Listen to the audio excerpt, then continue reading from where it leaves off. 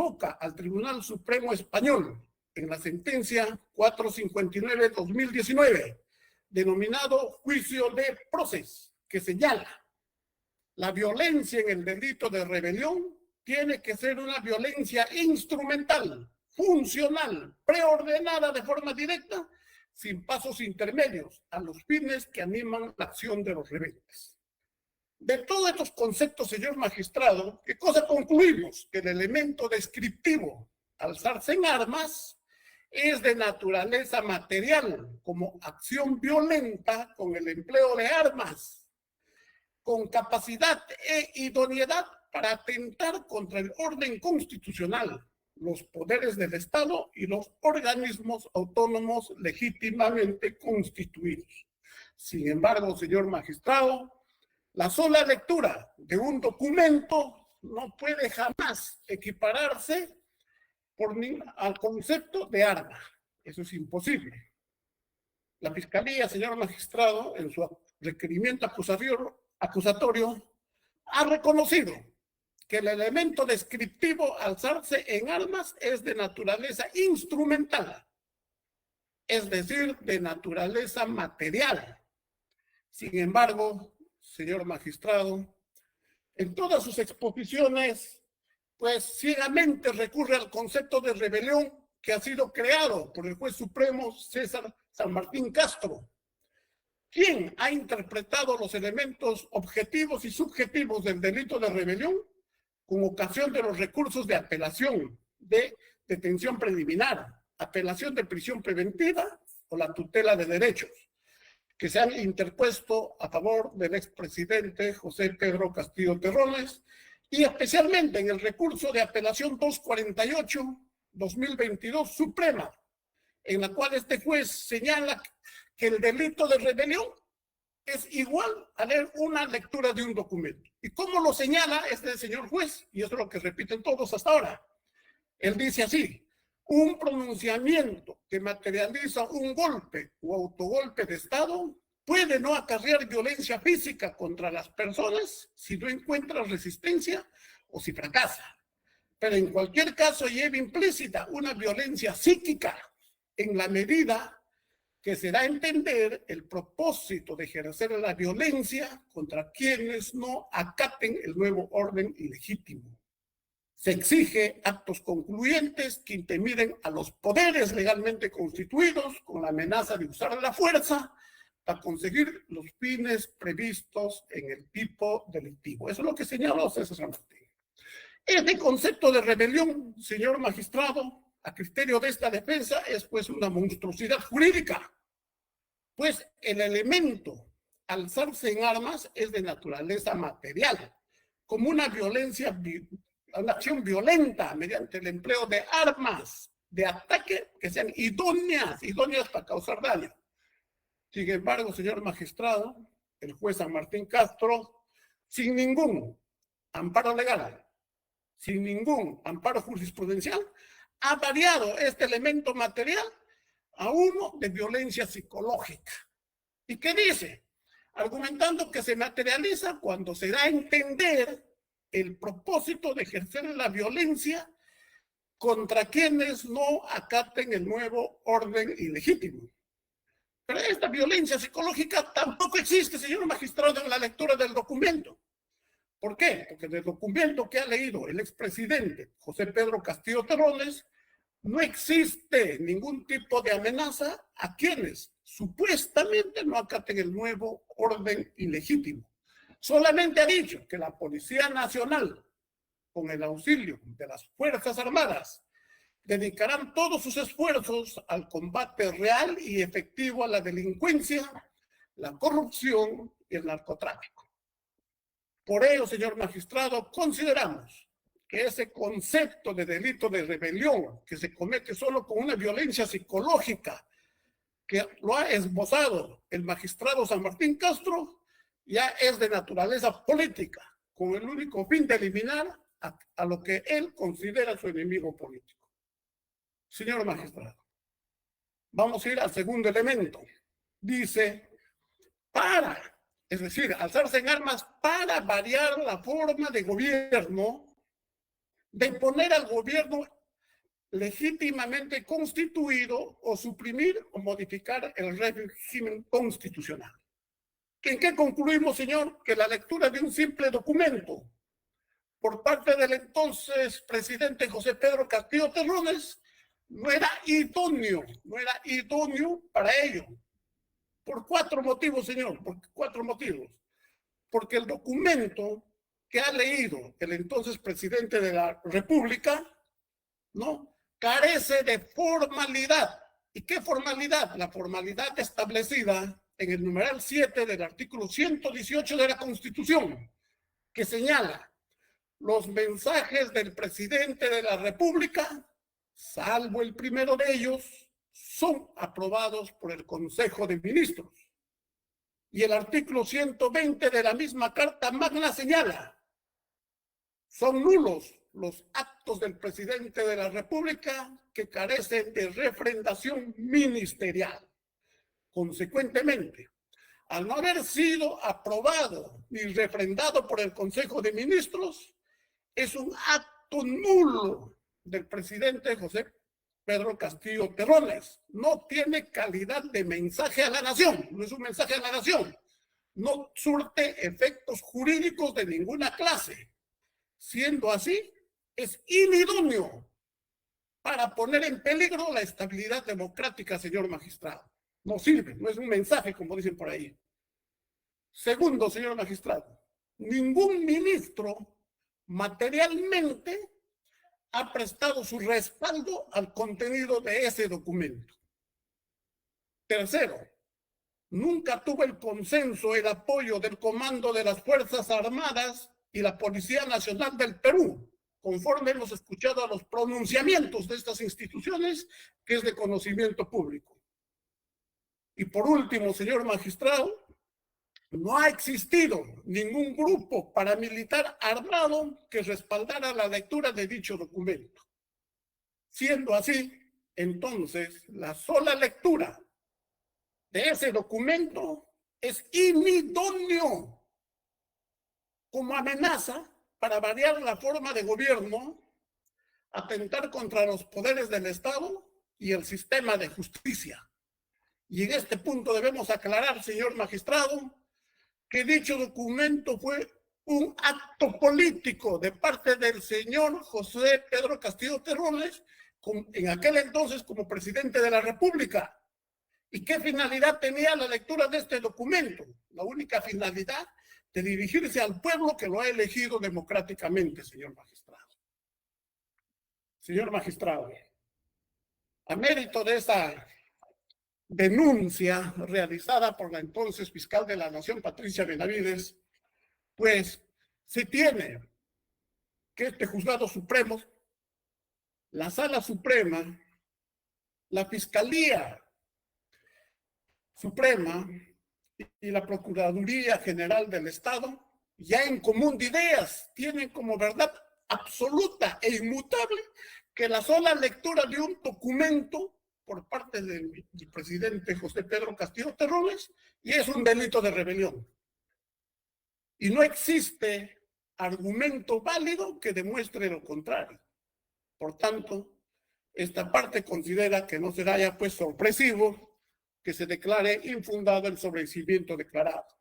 Y si es así, señor magistrado, estamos convirtiendo la etapa intermedia y el juicio oral, pues, en una formalidad simple para condenar, pues, al presidente José Pedro Castillo Terrones.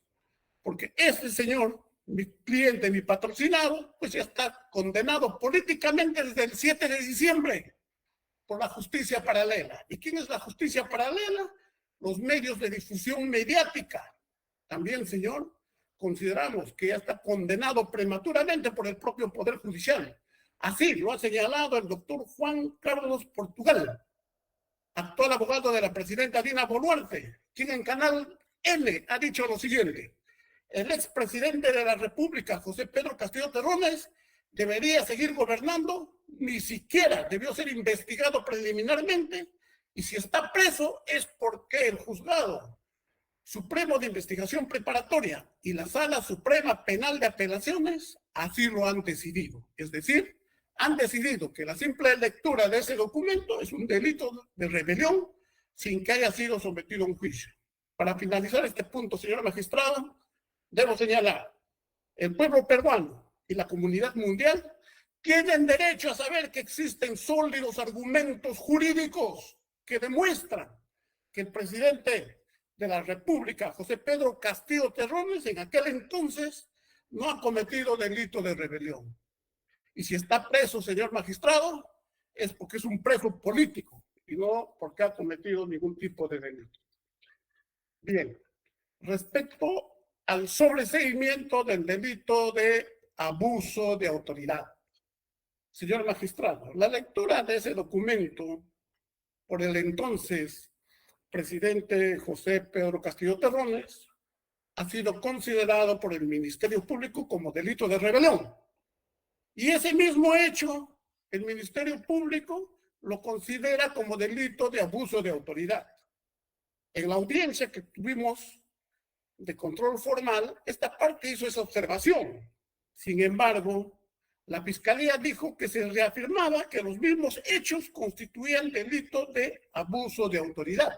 Eso está grabado en audio y video y no ha sido superado por la Fiscalía, ¿no? Entonces, obviamente, debe declararse, debe sobreseerse por atípico ese delito. Sin embargo, señor magistrado, de repente ahora la Fiscalía va a decir de que ahí se dijo de que el presidente José Pedro Castillo ordenó al exministro del Interior, Willy Arturo Huerta Olivos, que le comunique con su teléfono celular por el aplicativo WhatsApp con el entonces comandante general de la Policía Nacional, Raúl Enrique Alfaro Alvarado, a quien le manifestó que cierre el Congreso y no permite el ingreso de ninguna persona y que saquen a los que están adentro e intervengan a la fiscal de la Nación, que dé seguridad a la casa de sus padres, así como a las viviendas de Chávez Chino y Torres Vázquez.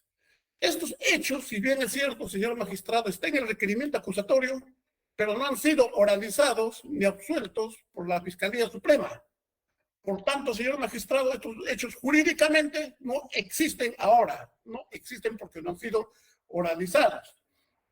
Ahora, también, obviamente, la Fiscalía Suprema no ha señalado el segundo elemento del delito de abuso de autoridad, que es que el acto arbitrario cause perjuicio al quién. Y jamás la Fiscalía Suprema señaló quién es el perjudicado en este caso. Obviamente que no hubo perjuicio, pues. ¿Por qué? Porque esa supuesta orden que habría dado mi patrocinado a este general de la policía jamás se ha cumplido. Señor magistrado, también, bueno, ahí también debe declararse el sobreseimiento del delito de abuso de autoridad. Respecto al sobreseimiento del delito de grave perturbación y alteración a la tranquilidad pública.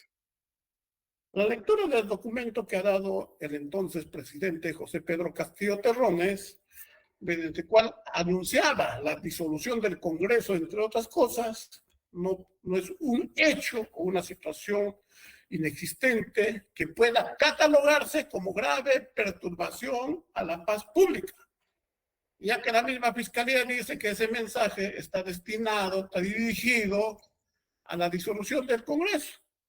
Entonces no es un llamado a la insurrección o a la comisión de un daño potencial a la vida, a la integridad de las personas, a los bienes o a los bienes públicos o privados, ¿no? Entonces, ahora, si es que ha habido algún tipo de conmoción social, eso no es responsable mi patrocinado, él es responsable por hechos de terceros.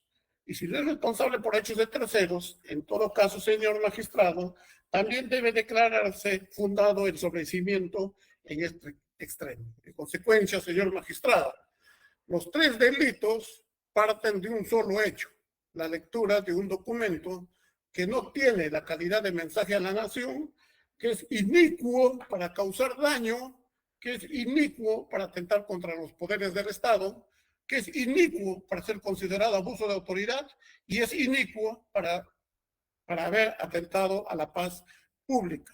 Son argumentos más que suficientes, señor magistrado, para que se declare el sobreseguimiento por los 3 delitos, más aún si las mismas están amparados jurídicamente, ¿no? Y respaldado con doctrina imperante conforme ya se ha leído en esta audiencia. Gracias, señor magistrado. Gracias, doctor, por también su brevedad. Ha utilizado usted 18 o 20 minutos. Doctor Chinchay tiene el mismo tiempo. Pero un minuto, voy a suspender 2 minutos, por favor. Señor, no habíamos quedado en que los otros dos acusados iban a... Que haga también su argumento la defensa de la señora Chávez Chimba. Claro, habíamos Ya. quedado en eso, ¿no? Tres grupos de acusados. De acuerdo. De acuerdo. Por favor, doctor Vargas, ¿puede prepararse? 3 minutos me dan, por favor, que tengo que hacer unas firmas. Correcto, doctor. Muy bien.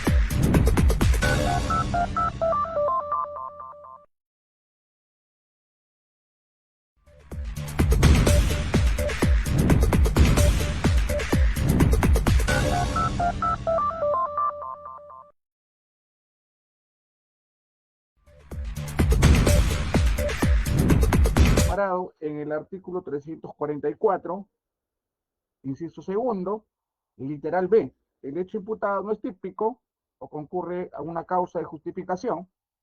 Además, el literal D, que no existe razonablemente la posibilidad de incorporar nuevos datos a la investigación y no haya elementos de convicción suficientes para solicitar fundadamente el enjuiciamiento del imputado. Antes de ello, debo hacer una mención sobre el principio de legalidad. En el libro de mi maestro Felipe Villavicencio Terreros, Derecho Penal, parte general, en la página 89 señala sobre el principio de legalidad, límites materiales o garantías penales. Y señala que este es el principal límite de la violencia punitiva que el sistema penal del Estado ejercita. Se trata de un límite típico de un Estado de Derecho. Esta violencia se realiza bajo el control de la ley, de manera que toda forma de violencia ilícita que provenga del sistema penal deberán ser consideradas conductas prohibidas. El principio de legalidad limita el ejercicio del poder penal exclusivamente a las acciones u omisiones previstas en la ley como infracciones punibles. De allí viene y recoge de Feuerbach el término nullum crimen, nulla pena sine lege. Mi maestro debe estar retorciéndose en la tumba al saber de esta acusación que nos trae en la Fiscalía Suprema. También, señor juez, la Corte Interamericana de Derechos Humanos, en todo caso, la Convención Americana tipifica el derecho, en todo caso, ratifica al principio de legalidad en los artículos 7º, 9º, en donde dice que el principio de legalidad en un Estado de Derecho postula una forma especial de vinculación de las autoridades e instituciones públicas al ordenamiento jurídico a partir de su definición básica.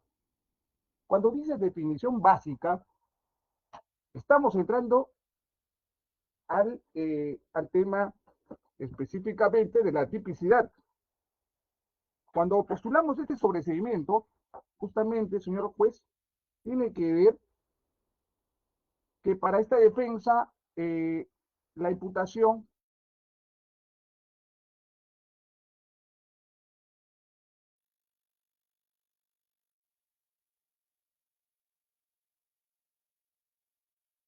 Su micro, doctor, su micro se ha apagado. sí, ¿me escucha ahora? Sí, le escuché hasta su imputación. Sí, la imputación directa que se realiza en tipo de coautoría dice que Betsy Chávez Chino es coautora de rebelión, del artículo 346. Sin embargo, en dicho delito consagrado en nuestro ordenamiento penal, imagino ya estará cansado de escuchar una retórica de lo mismo. Sin embargo, cuando el río suena, porque piedras traen, y los abogados aquí solo nos regimos en la ley. El elemento lingüístico neural del delito de rebelión viene a ser alzamiento en armas, lo cual nos da a entender que se trata de un delito de peligro concreto, sabemos, de consumación inmediata. Es decir, para configurar típicamente este delito, ¿sí?, requiere, como se ha adelantado, el delito de rebelión en el Código Penal de 1995, en la legislación española, son reos de delito de rebelión los que se alzaren violenta y públicamente para cualquiera de los fines siguientes: derogar, suspender, modificar y demás que usted ya ha escuchado en este plenario. Sin embargo, voy a reiterar, no podemos hacer una similitud completa en cuanto a la legislación española y peruana.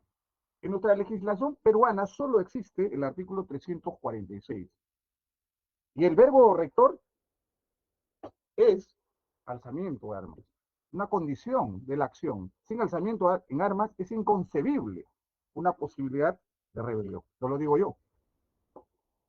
En el libro Tratado de Derecho Penal de James Reati Sánchez, justamente renueva su cuarta edición el año 2022, posiblemente inspirado en lo que acaba de suceder con el expresidente de la República, democráticamente electo Pedro Castillo, y en su página 424 dice sobre alzamiento en armas.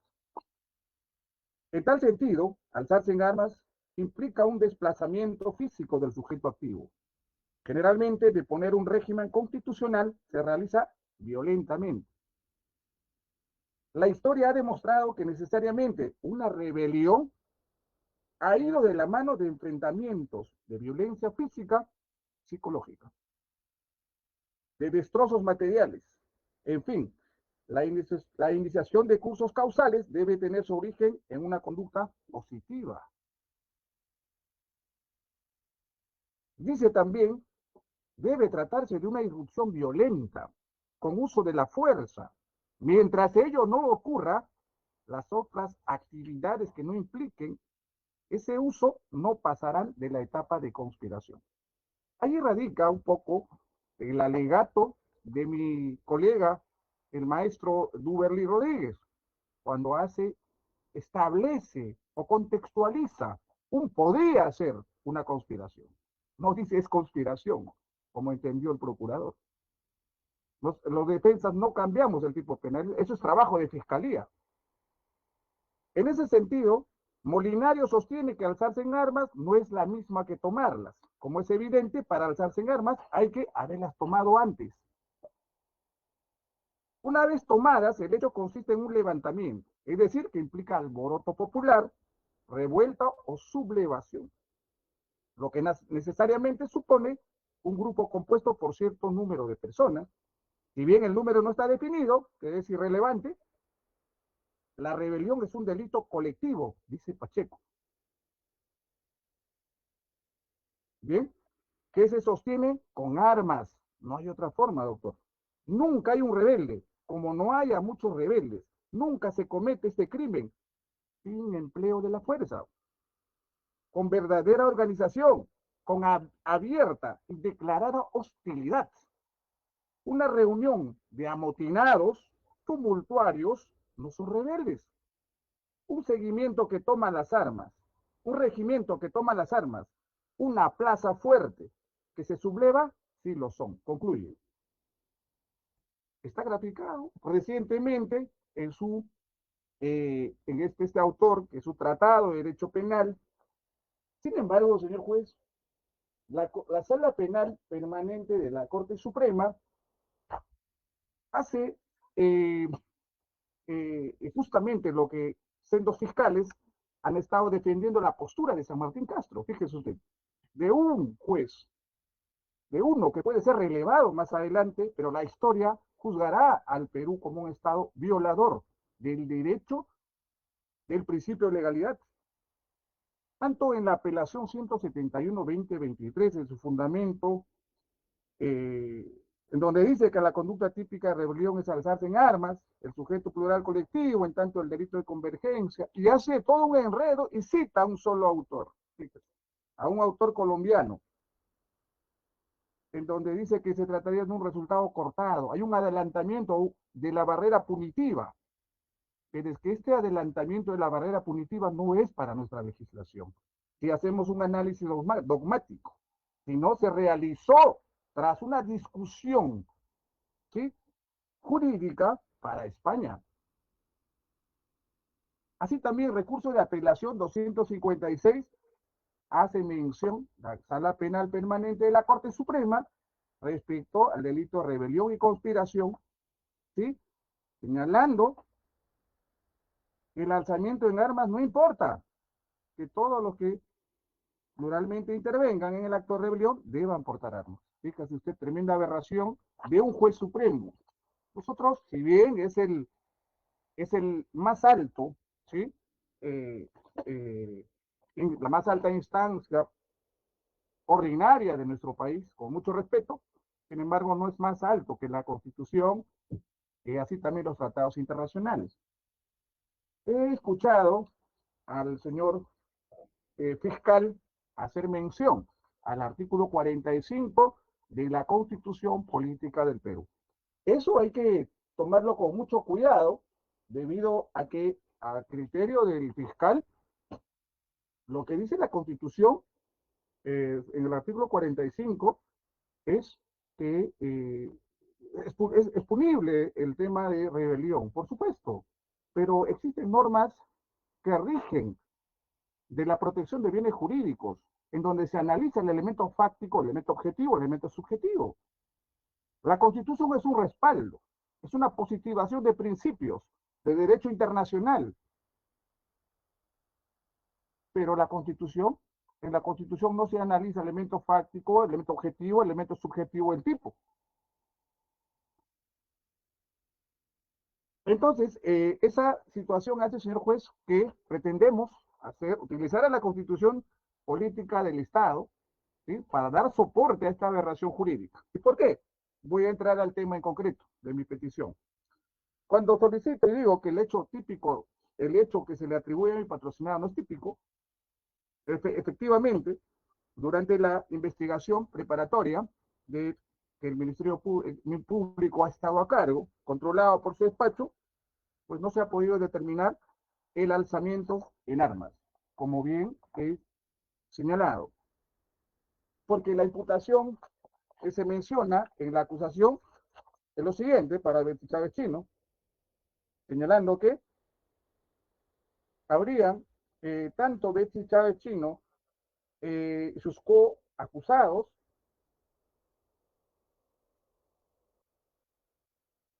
habrían acordado disolver, ¿sí? Habrían acordado disolver el Congreso de la República, instaurar un estado de excepción en el Perú y que se configuren los presupuestos constitucionales, así como intervención de otros organismos.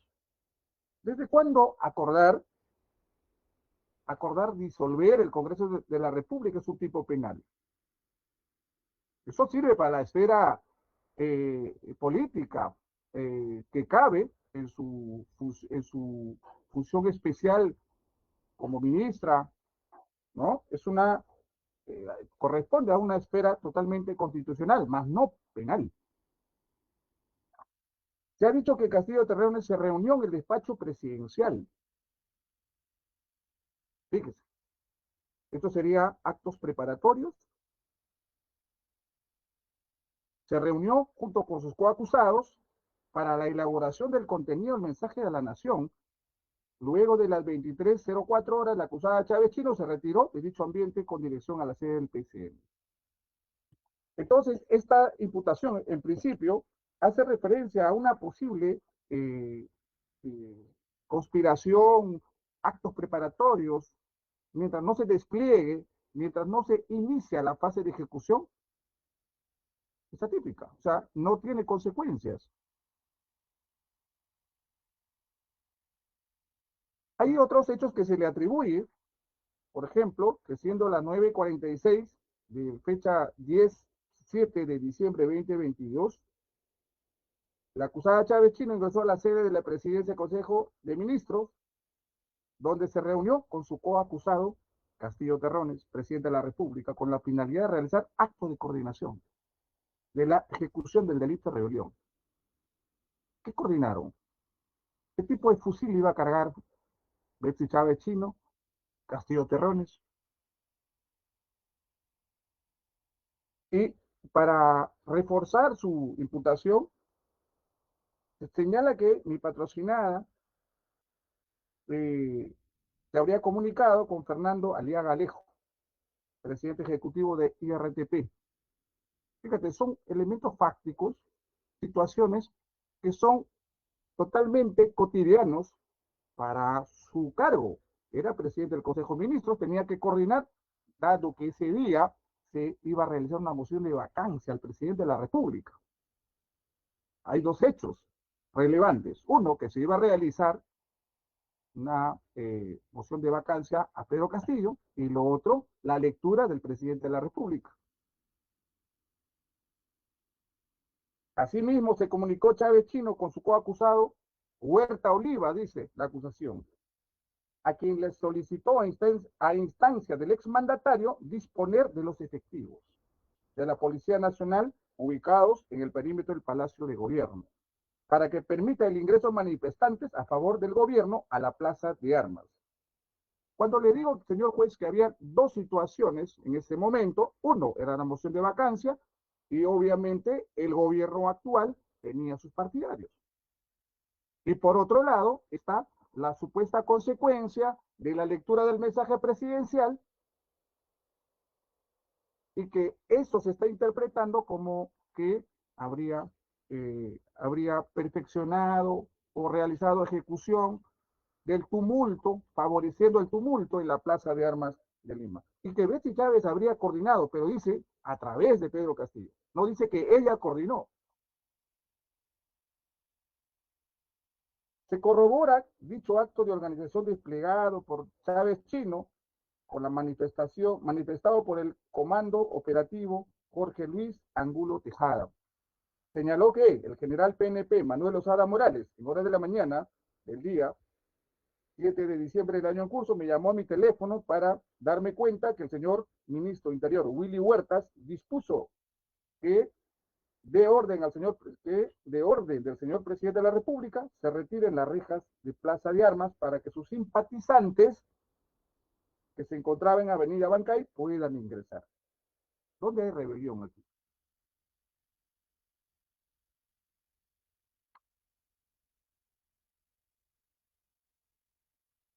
Así también dice, lo solicitado por Chávez Chino fue trasladado por el coacusado Huerta Olivas, comandante general al comandante general Vicente Marcelo Álvarez Morelos, quien refirió aproximadamente una hora antes del mensaje de la Nación. Huerta Olivas me indicó que por orden del presidente se dejara ingresar a la Plaza Mayor de Lima los manifestantes y simpatizantes de su gobierno, que se encontraban en la avenida Bancay. Entonces yo le dije que por medida de seguridad eso no correspondía y que lo iba a evaluar. Y él me insistió y dijo que es por orden del presidente. ¿En dónde está Betsy Chávez Chino en esa orden?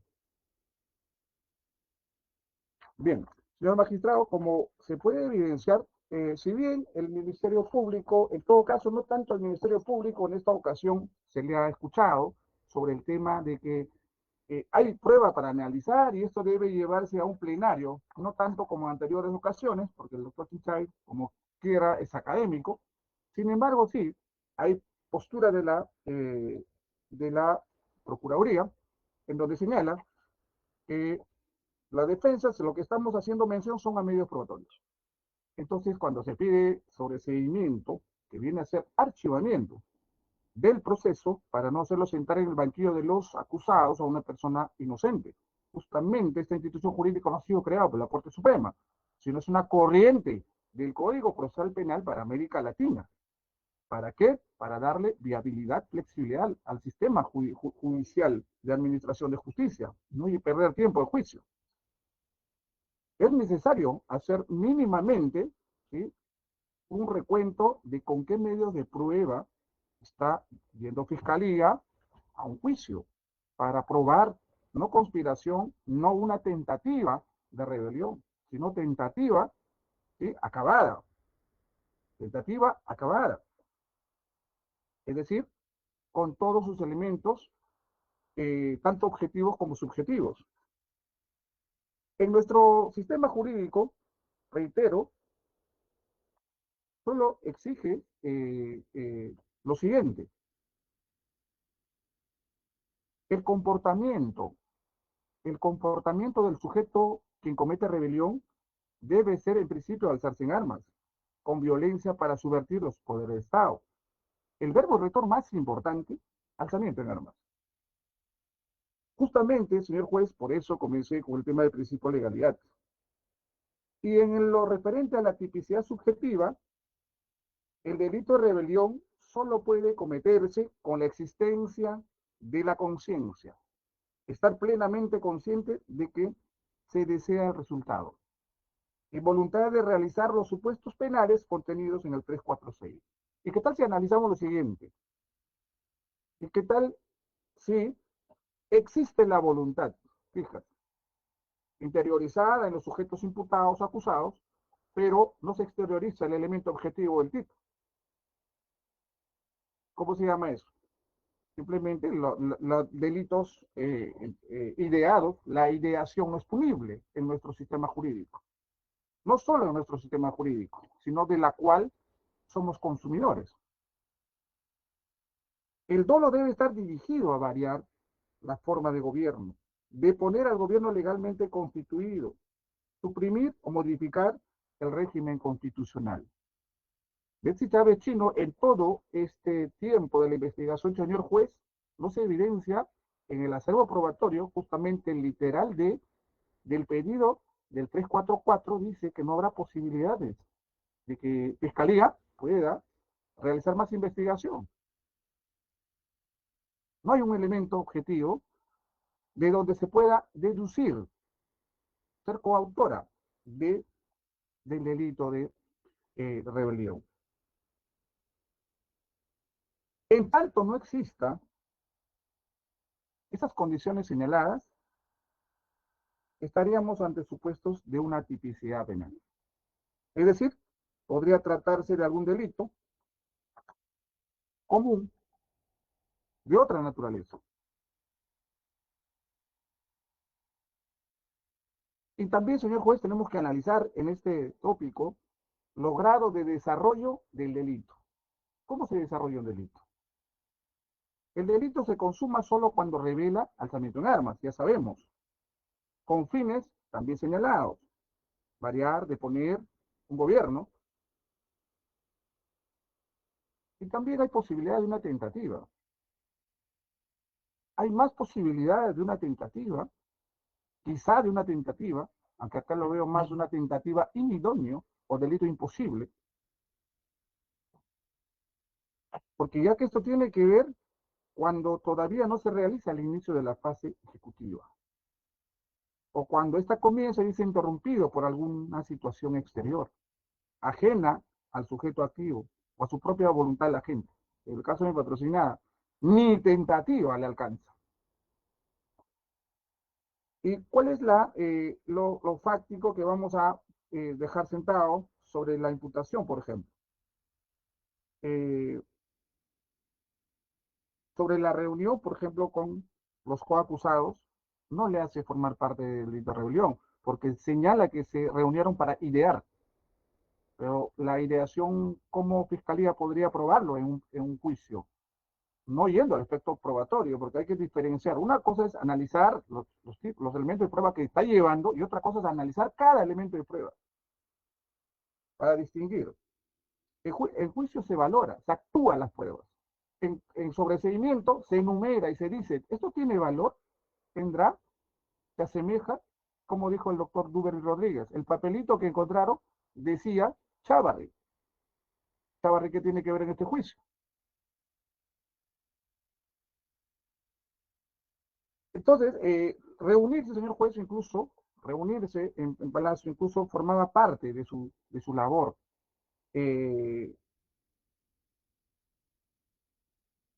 Dice, se reunían previa a la emisión del mensaje a la nación por el expresidente de la República, con la finalidad de concretar el alzamiento en armas. Bueno, en ese momento pudo haber la posibilidad de levantarse, pero ya entendemos de la investigación que ha tenido, incluso que el fiscal concluye antes de su culminación del plazo, la investigación, y no nos entrega en esta acusación absolutamente ningún siquiera alzamiento armado, no solo en Lima, a nivel regional, o algo que haga prever que hubo una consecuencia de la lectura de la lectura presidencial, alguna consecuencia que obviamente no tiene que ver ya con lo después que ha sido detenido, después que han sido detenido ilegalmente el presidente de la República, se ha suscitado actos de protesta, eso nada tiene que ver con el tema de rebelión. Son consecuencias políticas que no sabía manejar quien le sucedió.